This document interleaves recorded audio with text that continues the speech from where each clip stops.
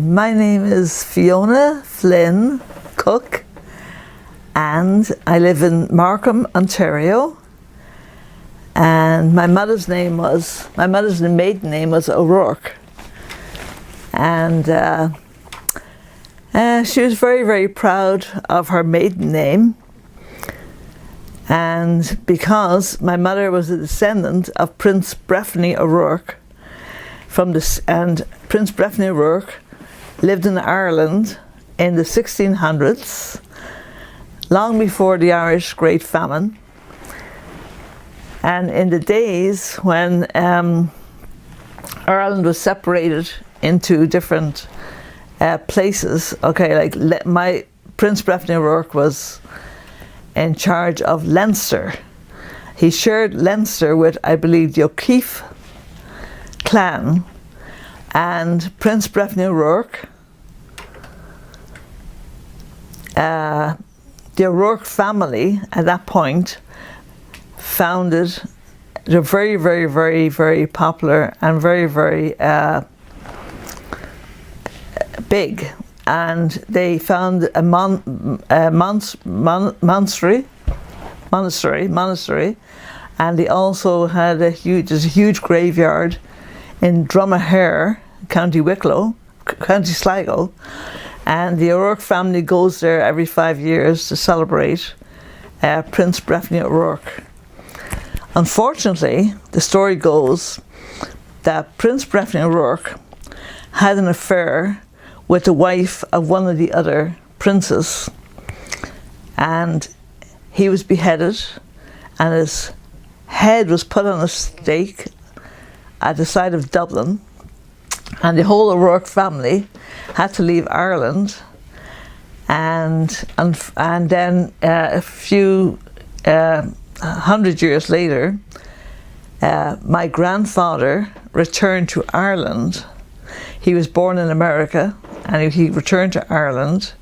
He left behind, his wife died in America and she had given birth to her 9th child, and she died on the birth of her 9th child, and he returned to Ireland and remarried an Irish lady and had 9 more children in Ireland, and one of those was my great-grandmother. And anyway, so this is why I ended up being born in Ireland, and I was raised by my parents in Ireland, in Dublin, Ireland, Fergus Flynn and Catherine O'Rourke, and they were the parents of 9 children, 5 boys and 4 girls. I was the middle child. I had 4 older than me and 4 younger than me, and my parents were very, very patriotic Irish. They loved Ireland, absolutely loved Ireland, and I was brought up to love Ireland, and I fell in love with a young Irish man called Jimmy Cooke when I was about 16. Actually, when I was 16, I went into Dublin City. I had a date. I met this nice blonde guy at a dance, and he said to me he'd meet me at in O'Connell Street at Nelson Pillar. O'Connell Street is the capital of Dublin, and I was to meet him there at Nelson Pillar at 8 p.m.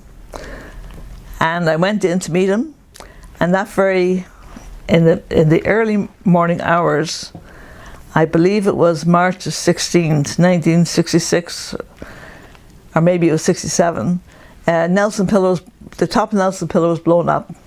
The IRA blew Nelson off the top of Nelson Pillar. So when I got there to meet my date, there was thousands of people all over O'Connell Street. And of course, I couldn't find my date. And on the way home, I met my future husband, Jimmy Cooke. And he was a boy from my neighborhood. And he told me that he wanted to emigrate to Canada. So a few years later, we emigrated to Canada. And we had 2 daughters. And our 2 daughters, one of them became a lawyer and the other became a chartered accountant. And we are very, very proud of him because Jim and I grew up in large Irish families. He was one of 5 children, I was one of 9.